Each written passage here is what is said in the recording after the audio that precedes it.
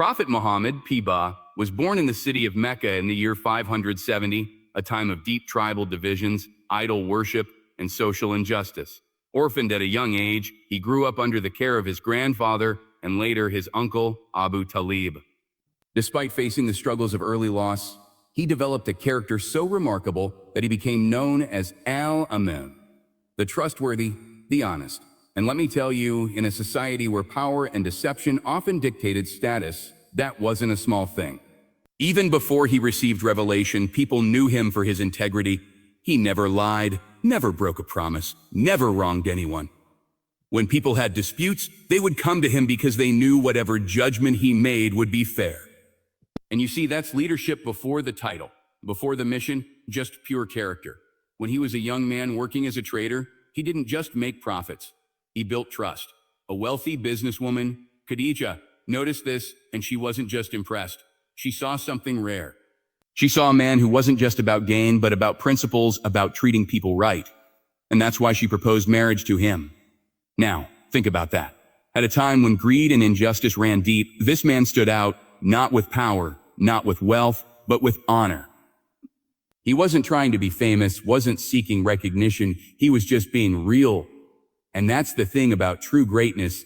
It doesn't need to be announced. It speaks through actions, through the way a person carries themselves, through the way they treat others when nobody's watching. Even those who opposed him later in life couldn't deny his honesty. They fought against his message, but they couldn't call him a liar. In fact, when they needed someone to keep their valuables safe, guess who they trusted? The same man they were opposing. That's the kind of reputation he had. And so before any title, before any leadership, Prophet Muhammad PBUH was a man of character. And let me tell you something, character is what defines legacy. At the age of 40, something happened that changed not just one man's life, but the course of history itself. Imagine this, Muhammad PBUH, a man known for his honesty, his humility, and his deep reflection, would often retreat to a cave on Mount Hira, away from the noise of the world. He wasn't chasing wealth, wasn't after status. He was searching for something deeper, something greater than the idols his people worshipped, something real. And then, one night, the answer came. In the stillness of that cave, the angel Jibreel appeared, bringing a message from the Almighty. Read. So, just that. Read. Now Muhammad wasn't a poet, wasn't a scholar, wasn't a man of letters. But this moment, this revelation, was the beginning of something bigger than he could have imagined. These weren't just words. This was guidance, truth, a call to rise above the corruption and ignorance that had consumed society. He was shaken, overwhelmed. I mean, wouldn't you be? But this wasn't about him. It was about something much greater. When he rushed home, terrified, it was his wife Khadija, who reassured him, who reminded him of who he was. And you know what's powerful? The first person to believe in his message wasn't a wealthy leader, wasn't a scholar. It was a woman who knew his character, who knew that a man like him could never be misguided. That right there, that's divine purpose. But here's the thing. He wasn't handed power, wasn't given an army. No, he was given words, truth, a mission. And when he stood before his people and said, "There is no God but Allah, and I am his messenger," they didn't celebrate him. They rejected him, mocked him, called him crazy. Because the truth shakes people. It challenges their comfort, their power, their traditions. And yet, he never stopped. You see, the real leadership isn't about being accepted. It's about standing firm when everything pushes against you. And Muhammad PBUH didn't just stand, he walked forward step by step, carrying a message that would light up the darkest corners of the world. You want to know what real strength looks like? It's not power, it's not wealth, it's character, it's integrity. And if there's one thing Prophet Muhammad PBUH showed the world, it's that greatness isn't measured by how much you have, but by how you treat the people around you. This was a man who had every reason to be bitter. He was insulted, attacked, even driven out of his own city. But instead of responding with anger, he responded with mercy. A woman used to throw trash at him every time he walked by. And when one day she didn't, he checked on her, only to find out she was sick. Think about that. Someone disrespects you day after day, and your first instinct isn't revenge, it's concern. That's character. That's who he was. He taught that the best of people are those who are best to their families. And let's be real, How you treat strangers is one thing, but how you treat the people in your home, that's the real test. He never raised his voice in anger, never raised his hand, never belittled anyone. He helped with chores, mended his own clothes, and played with children. This was a man with the weight of an entire nation on his shoulders, yet he still made time to show kindness in the smallest ways. Justice? That wasn't just a word to him, it was a way of life. A rich person and a poor person came before him with a dispute, and he didn't side with status, he sided with the truth. He made it clear. No one is above the law. No favoritism, no corruption, no who you know politics. Right is right, wrong is wrong. And let me tell you something, real kindness. It's not just about being soft, it's about being strong enough to choose patience when anger is easy, to choose forgiveness when revenge is an option. That's what he did, over and over again. So when we talk about greatness, when we talk about leadership, when we talk about what it means to truly live with purpose, character is the foundation of it all. Leadership isn't about a title. It's not about sitting on a throne, giving orders, or making people fear you. Real leadership is about lifting others, about standing for justice, about leading by example. And if there's one leader in history who embodied that, it was Prophet Muhammad, PBUH. When he arrived in Medina, he wasn't just a preacher anymore. He was a leader, a statesman, a man responsible for an entire society. And let me tell you, Medina wasn't some peaceful little town waiting for him with open arms. It was divided. Tribes were constantly at war. Different religions lived side by side with tension in the air, and people were waiting to see what kind of leader he would be. But instead of ruling with force, instead of demanding loyalty, he built something stronger, unity. The first thing he did, he established a constitution, a written agreement that guaranteed rights for everyone, Muslim alike. He brought people together, not by favoring one group over another, but by treating everyone with fairness. He made it clear no one is superior because of their race, their tribe, or their wealth. The only thing that makes one person better than another is their character, their actions. And let's be honest, that's a lesson the world still hasn't fully learned. But it wasn't just policies and laws.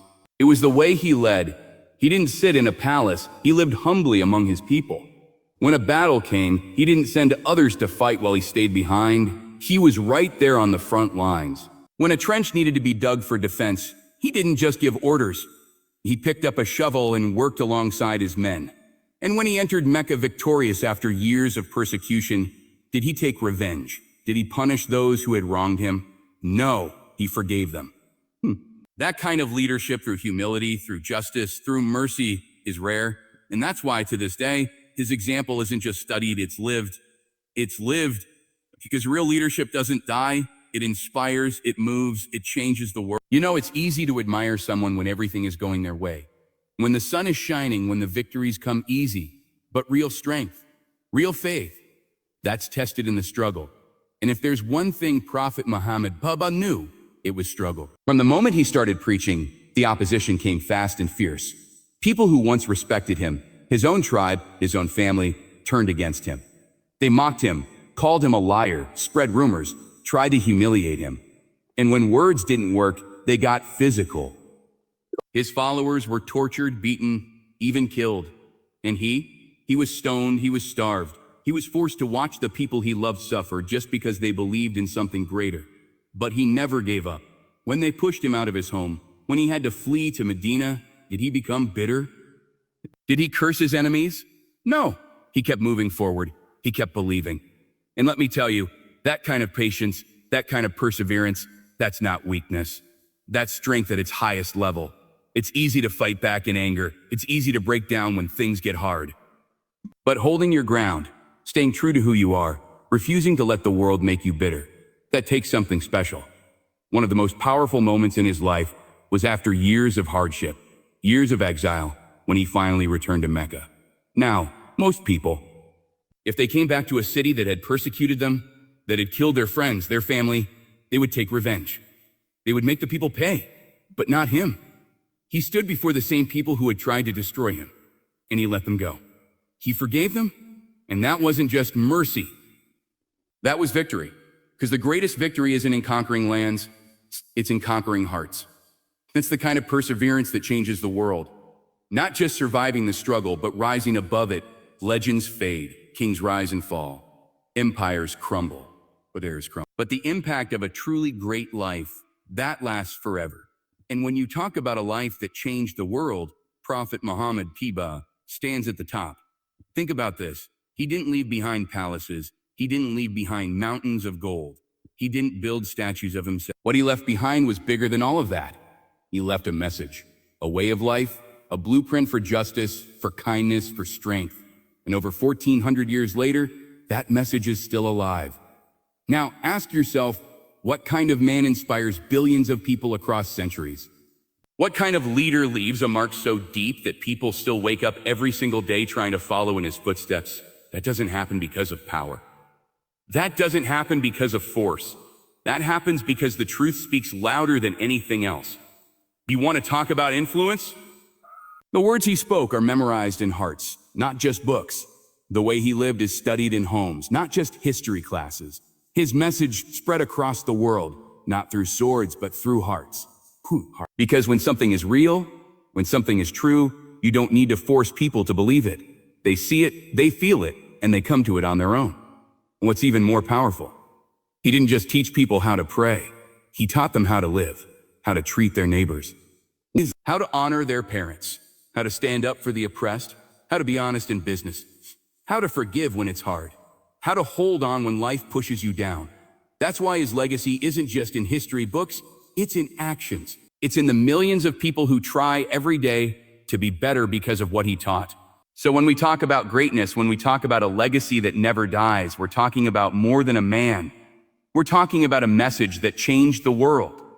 Greatness isn't just about power, wealth, or recognition. It's about character. It's about resilience. It's about leaving behind something that continues to inspire long after you're gone. And that's exactly what Prophet Muhammad PBUH did. He was more than a leader. He was a man who lived with purpose. He faced struggle, yet he never gave in to hate. He led nations, yet he remained humble. He commanded armies, yet he chose peace whenever possible. He was tested, ridiculed, and attacked, yet he stood firm. And through it all, he never stopped teaching, never stopped showing kindness, never stopped being the example the world needed. His legacy isn't just in words. It's in the millions of people who follow his teachings, who strive to live with honesty, compassion, and strength. Because the greatest victory isn't just in changing laws or ruling lands, it's in changing hearts. So if we take one thing from his life, let it be this. Greatness isn't found in what you have, but in what you give. It's in how you treat people. It's in the impact you leave behind. And that kind of greatness, that never fades.